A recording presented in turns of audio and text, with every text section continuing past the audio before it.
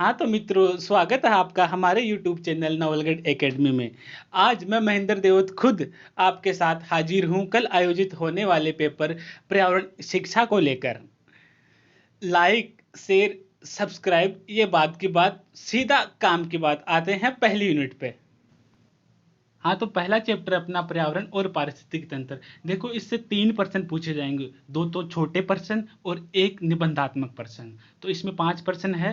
पहला है पर्यावरण का अर्थ स्पष्ट कीजिए।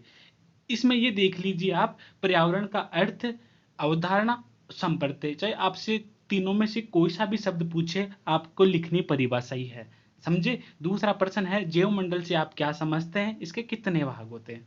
तीसरा प्रश्न है जनसंख्या पर संक्षिप्त टिप्पणी लिखिए। जनसंख्या क्या होती है, इसकी परिभाषा देनी है अपन को। चौथा प्रश्न है वन पारिस्थितिकी तंत्र का संक्षिप्त वर्णन करना है। जैसे इसमें है पारिस्थितिकी तंत्र, उसमें उसके 3 भाग होते हैं, जल, स्थल और वन। तो उनमें से वन पारिस्थितिकी तंत्र का अपन को वर्णन करना है। पांचवा प्रश्न है पारिस्थितिकी तंत्र किसे कहते हैं तथा इसके 2 घटक होते हैं, जैविक और अजैविक। इनका अपन को विस्तार से वर्णन करना है। देखो, इस चैप्टर में 3 शब्द है, वातावरण, पर्यावरण और पारिस्थितिकी तंत्र। सबसे छोटा भाग है वातावरण, उससे बड़ा भाग है पर्यावरण और उससे भी बड़ा भाग है पारिस्थितिकी तंत्र। और अगर इन तीनों को अपन सामूहिक रूप से मिला दे तो एक नया तंत्र बनता है, उसको बोलेंगे अपन बायोस्फीयर, अर्थात जैव मंडल। हमारी दूसरी यूनिट का नाम है एनवायरमेंटल एजुकेशन, पर्यावरण की शिक्षा। इस चैप्टर के 3 भाग है। पहले भाग में है पर्यावरण की शिक्षा का अर्थ और उद्देश्य। दूसरे भाग में है पर्यावरण की शिक्षा की आवश्यकता क्यों है और इसका क्या महत्व है। और इसका तीसरा भाग है पर्यावरण की शिक्षा के सिद्धांत, कि किन सिद्धांतों के आधार पर पर्यावरण की शिक्षा दी जाती है। और इस चैप्टर से भी 3 ही क्वेश्चन बनेंगे और तीनों आपको छोटे रूप में ही पूछे जाएंगे। पहला प्रश्न है पर्यावरण की शिक्षा का अर्थ और परिभाषा। दूसरा प्रश्न है पर्यावरण शिक्षा के सिद्धांतों का संक्षिप्त रूप। और तीसरा प्रश्न है पर्यावरण शिक्षा की आवश्यकता क्यों है और पर्यावरण शिक्षा का क्या महत्व है, इसकी विवेचना करनी है। इनमें से सबसे महत्वपूर्ण प्रश्न है पर्यावरण की शिक्षा के सिद्धांत। अपनी तीसरी यूनिट का नाम है पोल्यूशन कंट्रोल, अर्थात प्रदूषण और इसका नियंत्रण। इससे 5 प्रश्न बनते हैं। पहला प्रश्न है पर्यावरण प्रदूषक किसे कहते हैं, इसके प्रकार। इसमें आपसे पर्यावरण प्रदूषण नहीं पूछ रहा है, वो पर्यावरण प्रदूषण किन कारकों की वजह से हो रहा है वो कारक बताने, अर्थात प्रदूषक किसे कहते हैं उनकी परिभाषा बतानी है। दूसरा प्रश्न है मृदा प्रदूषण किसे कहते हैं तथा मृदा प्रदूषण क्यों होता है, इनके कारण बताने हैं। तीसरा क्वेश्चन है प्रदूषण को परिभाषित करते हुए इसके प्रकारों का वर्णन कीजिए। हाँ, अब इसमें देनी है कि प्रदूषण किसे कहते हैं और प्रदूषण कितने प्रकार का होता है। जैसे किसी भी चीज में कोई अवांछित परिवर्तन हो जाता है तो अवांछित परिवर्तन को ही बोलेंगे अपन प्रदूषण। और प्रदूषण प्रदूषण मुख्यतः 3 प्रकार का होता है, वायु प्रदूषण, जल प्रदूषण और भूमि प्रदूषण। लेकिन प्रदूषण का एक प्रकार और भी होता है, शोर प्रदूषण। लेकिन शोर प्रदूषण को अपन वायु प्रदूषण में ही शामिल कर लेते हैं। तो चाहे आपको कोई सा भी प्रदूषण पूछे, आप उसका नाम लिखकर उसके आगे ये जोड़ देना अवांछित परिवर्तन। जैसे पूछता है जल, तो जल में होने वाला अवांछित परिवर्तन जल प्रदूषण कहलाता है। वायु प्रदूषण, वायु में होने वाला अवांछित परिवर्तन वायु प्रदूषण कहलाता है। भूमि प्रदूषण, भूमि में होने वाला अवांछित परिवर्तन भूमि प्रदूषण कहलाता है। तो इस प्रकार प्रदूषण को परिभाषित करते हुए इसके तीनों प्रकारों का विस्तृत वर्णन करना है। इसमें से सबसे मोस्ट बनता है वायु प्रदूषण। चौथा प्रश्न है अम्लीय वर्षा और ओजोन परत पर टिप्पणी लिखी है।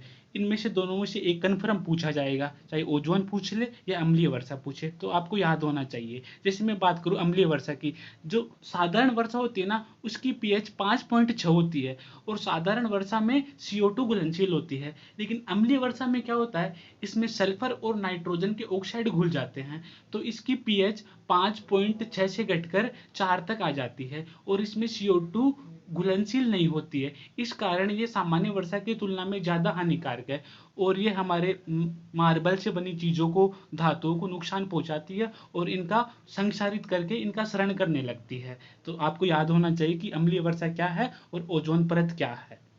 5 का प्रश्न है जल प्रदूषण से आप क्या समझते हैं, इसके कारण और जल प्रदूषण को किस प्रकार से रोक सकते हैं, इनका वर्णन करना है। और ये आपसे निबंधात्मक में पूछा जाएगा, जल प्रदूषण। अपनी 4th यूनिट है पर्यावरण का स्वास्थ्य और पर्यावरण की सुरक्षा। इससे 5 प्रश्न बनते हैं। पहला प्रश्न है पर्यावरण की सुरक्षा की अवधारणा स्पष्ट कीजिए। वही बात है, आपको इसमें पर्यावरण का अर्थ बताओ, संप्रत्यय बताओ या अवधारणा बताओ, एक ही बात है। दूसरा है पर्यावरण स्वच्छता पर संक्षिप्त टिप्पणी लिखिए। अपन पर्यावरण को स्वच्छ किस प्रकार से रख सकते हैं इसके बारे में बताना है। तीसरा प्रश्न है प्रदूषण से होने वाली बीमारियों के बारे में बताना है। अब प्रदूषण अपन ने 3 प्रकार का देखा था, जल प्रदूषण, वायु प्रदूषण और भूमि प्रदूषण। जब ये चीजें प्रदूषित हो जाती है तो इनसे मानव में कौन कौन से रोग फैल जाते हैं इनके बारे में बताना है। लेकिन आपको जल और वायु प्रदूषण की बीमारियों को ही अच्छे से देखना है, भूमि प्रदूषण को की बीमारियों को अपन स्किप कर सकते हैं।